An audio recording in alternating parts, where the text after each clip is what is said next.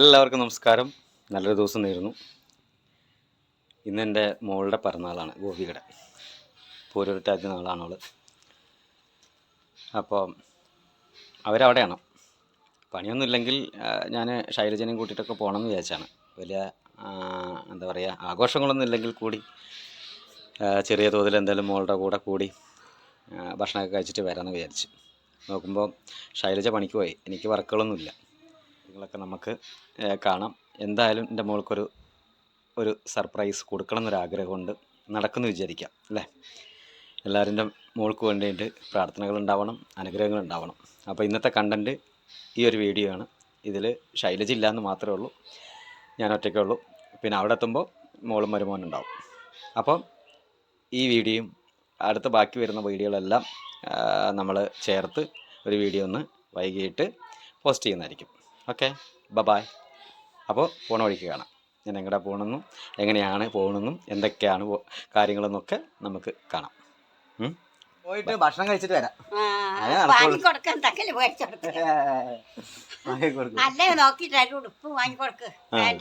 കണ്ടില്ല, എൻ്റെ അമ്മ പറയുന്നത് വെറുതെ പോകണ്ട, എന്തായാലും ഒക്കെ വാങ്ങിക്കൊടുക്കും മോൾക്ക്. ഉടുപ്പൊക്കെ വാങ്ങിക്കൊടുക്കുന്നതാണ് നല്ലത്, നോക്കിയിട്ടൊന്ന് വാങ്ങിക്കൊടുക്കാം. ഇല്ലല്ല, അവൻ പോയിട്ടില്ല. പനി. ആ, അവന് പനിയാ. മരുമകൻ പനിയായിട്ട് കിടക്കുകയാണ്. അതിൻ്റെ ഇടയിൽ കൂടെയാണ് ഈ പറഞ്ഞാൾ.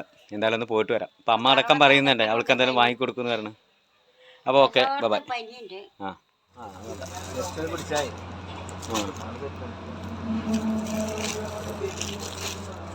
ഇതൊന്നും തുറക്ക്, ഒരു രക്ഷയിലൊക്കെ തീർത്തിട്ട് പോകും. അത് നന്നായിട്ടുണ്ടല്ലോ, അത് നന്നായി. കുറച്ച് വലുപ്പമുണ്ട്, എന്നാലും കുഴപ്പമില്ല. ഇത് നന്നായിട്ടുണ്ട്. അതൊരു കാര്യം ചെയ്തെടുക്കാം. അതിനൊരു ലെഗിൻസ് കൊടുത്തു.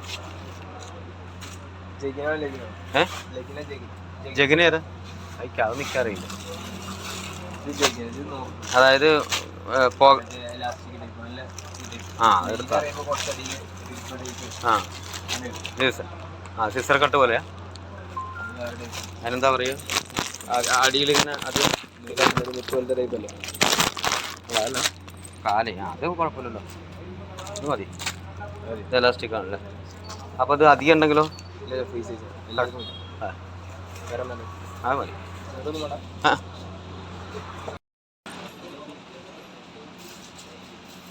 അതൊരു കടയുടെ പരസ്യം കൂടി ആയിരിക്കും.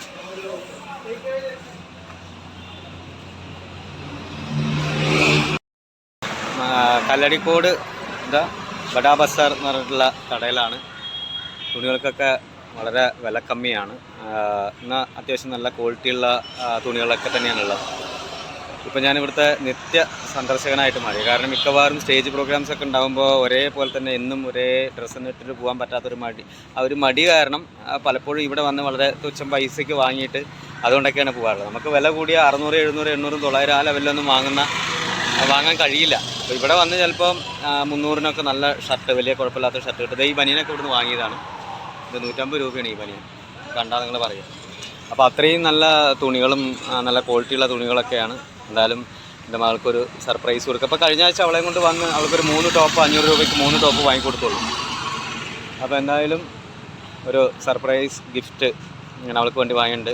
ഒരു ടോപ്പും അതിൻ്റെ പാൻറ്റും പിന്നെ മരുമോനൊരു ബനിയനും. അപ്പോൾ അവൾക്ക് കൊടുക്കുമ്പോൾ അവൻ നമ്മുടെ കുട്ടിയല്ലേ, നമ്മളെല്ലാം ആരാ കൊടുക്കാനുള്ളത്.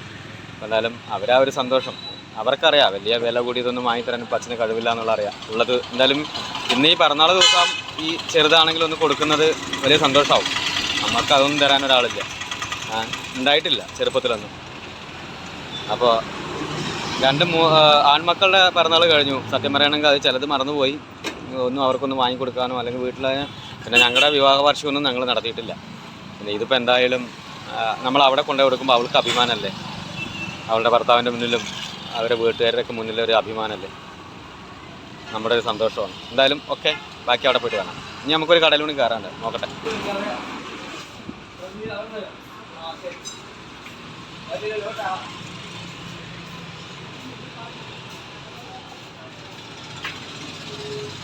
ഇത് മുണ്ടൂരാണ് സ്ഥലം, മുണ്ടൂർ സെൻറ്ററിലാണ്.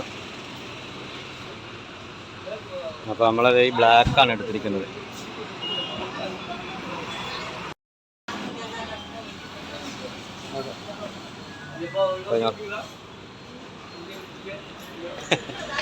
എന്തേ പേടിയുണ്ട്?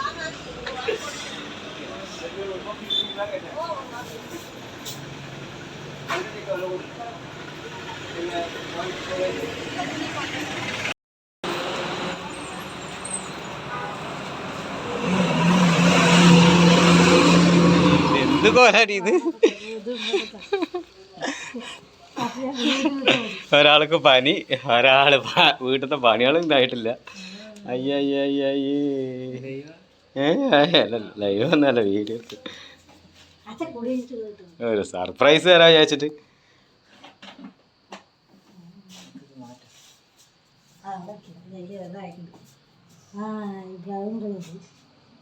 അതില്ലല്ലോ ആ കളറ്. അതൊക്കെ പോയി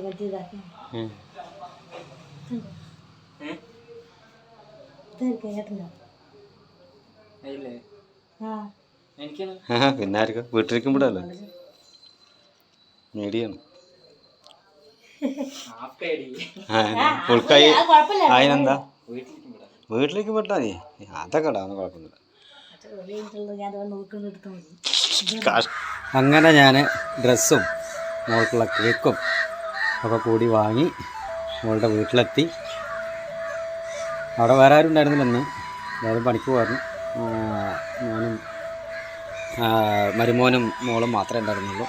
ഞാൻ പോയി നോക്കുമ്പം മോള് കുളിച്ചിട്ടും ഒന്നുമില്ല, വീട്ടിൽ ഓരോ പണികളിലാണ്. പ്രതീക്ഷിക്കാത്തൊരു കാര്യമായതുകൊണ്ട് അവൾ ഞെട്ടിപ്പോയി. ഞാൻ പറഞ്ഞിട്ടുണ്ടായിരുന്നില്ല വരുന്നുള്ള കാര്യം. എന്തായാലും ഞാൻ ഡ്രസ്സും കേക്ക് കൊടുത്തപ്പോൾ ഒരുപാട് സന്തോഷമായി അവൾക്ക്. സത്യം പറയണമെങ്കിൽ അവളുടെ കണ്ണു നിറഞ്ഞു തന്നെ പറയാം. നമ്മളുള്ള സമയത്തല്ലേ ഈ സന്തോഷങ്ങളൊക്കെ നമുക്ക് കാണാൻ പറ്റുള്ളൂ. നാളെ ഒരു ഞാനൊക്കെ ഇല്ലാതെ കഴിഞ്ഞാൽ അച്ഛനുണ്ടായിരുന്നെങ്കിൽ എന്ന് ചിന്തിക്കുന്നൊരു ഇതിലേക്ക് എത്തും, ഓരോ പിറന്നാളുകൾക്കും അല്ലെങ്കിൽ ഓരോ ആഘോഷങ്ങൾക്കൊക്കെ അല്ലേ. നമുക്കങ്ങനെ വേറൊരു സന്തോഷങ്ങളൊന്നുമില്ല. നമ്മുടെ മക്കൾ, അവരുടെ സന്തോഷങ്ങൾ, കുടുംബം ഒക്കെ തന്നെയാണ്. എന്തായാലും ഞാൻ വാങ്ങിയ ഡ്രസ്സ് മോൾക്ക് ഭയങ്കര ഇഷ്ടമായി.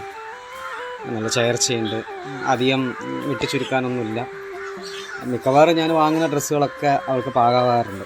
അത് അവൾക്കായാലും ശൈലജയ്ക്ക് എടുത്താലും മക്കൾക്ക് എടുത്താലും രണ്ട് ആൺമക്കൾക്ക് എടുത്താലും അവർക്ക് കുറച്ച് അങ്ങനെയൊന്നും അധികം വലിയ ലൂസാവുക അല്ലെങ്കിൽ ടൈറ്റാവുക അങ്ങനെയുള്ള പ്രശ്നമൊന്നുമില്ല. അതെൻ്റെ മനസ്സിൻ്റെ ഒരു അല്ലെങ്കിൽ എൻ്റെ കണ്ണിൻ്റെ ഒരു ഇതാണ് തോന്നുന്നു.